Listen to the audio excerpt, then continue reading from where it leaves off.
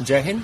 मुख्यालय क्षेत्रीय भर्ती कार्यालय पुणे द्वारा आप सभी को सूचित किया जाता है कि आरटीजेसीओ की एक एडिशनल शॉर्ट लिस्टिंग कैंडिडेट्स की लिस्ट 3 मार्च 2026 को भारतीय सेना की ऑफिशियल वेबसाइट पर अपलोड कर दी गई है। शॉर्ट लिस्टिंग किए हुए सभी उम्मीदवार जबलपुर में आयोजित होने वाली भर्ती रैली में भाग लेंगे, जो कि 12 मार्च से 16 मार्च तक आयोजित की जा रही है। भर्ती रैली में फिजिकल और मेडिकल फिट हुए कैंडिडेट्स को इंटरव्यू के लिए एडमिट कार्ड भर्ती स्थान पर दिए जाएंगे, जो कि 17 मार्च 2026 से शुरू हो रहे हैं। अधिक जानकारी के लिए अपने संबंधित एआरओ से संपर्क कीजिए। धन्यवाद। जय हिंद। सुनना चाहते हैं, बस एक मेरा आखिरी सवाल है सर, क्योंकि मैं तो एनसीओ रैंक से, लेकिन आप जेसीओ रैंक से रिटायर्ड हुए, तो एक चर्चा बहुत तेज चल रही है आज कि इंडियन आर्मी में, एयरफोर्स में, नेवी में डायरेक्ट जेसीओ की भर्ती होनी चाहिए, और वो या फिर अगर कोई जवान है उसका प्रमोशन फास्ट किया जाए और उस जवान को उसका जो प्रमोशन है आज सूबेदार मेजर तक हो जाता है, उस प्रमोशन को जो है कर्नल रैंक तक ले जाना चाहिए, क्योंकि अगर जो जवान रहा, जो जेसीओ बना, वो अपनी यूनिट को बहुत अच्छे से कमांड कर सकता है, और ये सब कुछ 25 और 26 साल के अंदर अंदर होना चाहिए इतनी सर्विस में। क्या आप देख रहे हैं सर, क्या कितनी पॉसिबिलिटी है डायरेक्ट जेसीओ की और जेसीओ डायरेक्ट कर्नल तक? राजेश, जब मैं सर्विस में था आज से 8 साल पहले, तो मुझे 1-2 बार मौका मिला कि कुछ फॉरेन के डेलीगेट्स के साथ बैठने को मिला, उनकी सेनाओं के लोगों के साथ बैठने को मिला था जी। और खासतौर पर मैं जिक्र करूंगा रशिया और फ्रांस का। वहां के लोगों के साथ हमने कुछ ज्वाइंट एक्सरसाइज करी थी, और वहां मुझे सबसे अद्भुत यही लगा कि वहां पर एक सिपाही भी अगर भर्ती होता है तो कर्नल के रैंक तक पहुंच सकता है।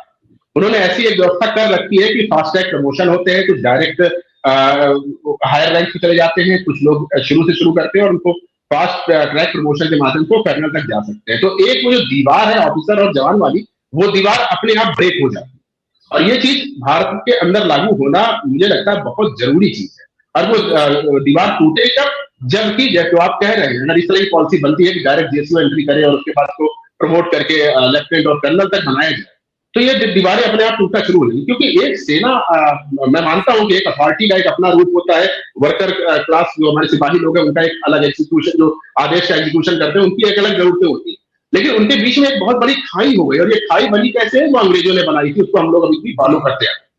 तो अगर ऐसा कुछ होता है, अगर सरकार के मन में ऐसा है तो ये बहुत वेलकम बात है, लेकिन मुझे अभी तक ऑफिशियली इसके बारे में कोई खबर नहीं है, सिर्फ चर्चाएं हैं जो अलग अलग स्रोतों से मिल रही है कि शायद ऐसा कुछ प्लान कर रहे हैं, लेकिन अभी ना डिफेंस की किसी अथॉरिटी ने, ना ही किसी सेना के बड़े अधिकारी ने, जनरल साहब ने या किसी और ने भी इस तरह कोई बात अभी तक कही नहीं है। हवाई बातें, उड़ती हुई बातें, ये सच भी हो सकती है और ये झूठ भी हो सकती है, कल कोई को डिनाई भी किया जा सकता है, लेकिन आवश्यकता तो है, जरूरत तो है कि आपको इस तरह की व्यवस्था करनी पड़ेगी जिससे कि एक सैनिक अगर वो काबिल है तो वो उस रैंक तक पहुंच जाए।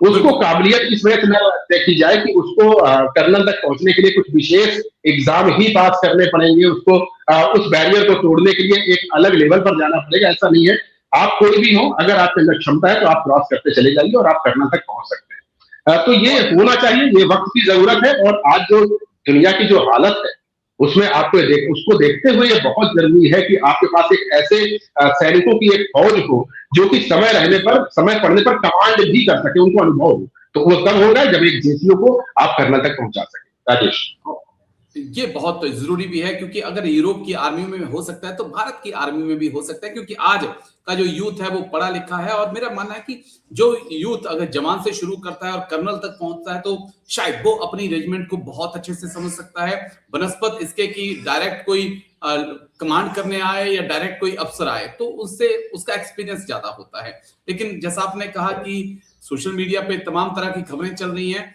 लेकिन अभी फिलहाल ना मिनिस्ट्री ऑफ डिफेंस ने कुछ बोला है, ना ही आर्मी के आला अधिकारियों ने इसके बारे में कुछ बोला है। लेकिन चल, लेट्स भी वेट करते हैं कि शायद कुछ ऐसा हो जाए तो बहुत अच्छा होगा। शुक्रिया, बहुत बहुत शुक्रिया अनुपम सर, आपने समय दिया और तमाम अहम मुद्दों पर आपने अपनी बात रखी। Thank you sir. जय Hind, take care sir. Thank you sir. शुक्रिया सर। जय हिंद।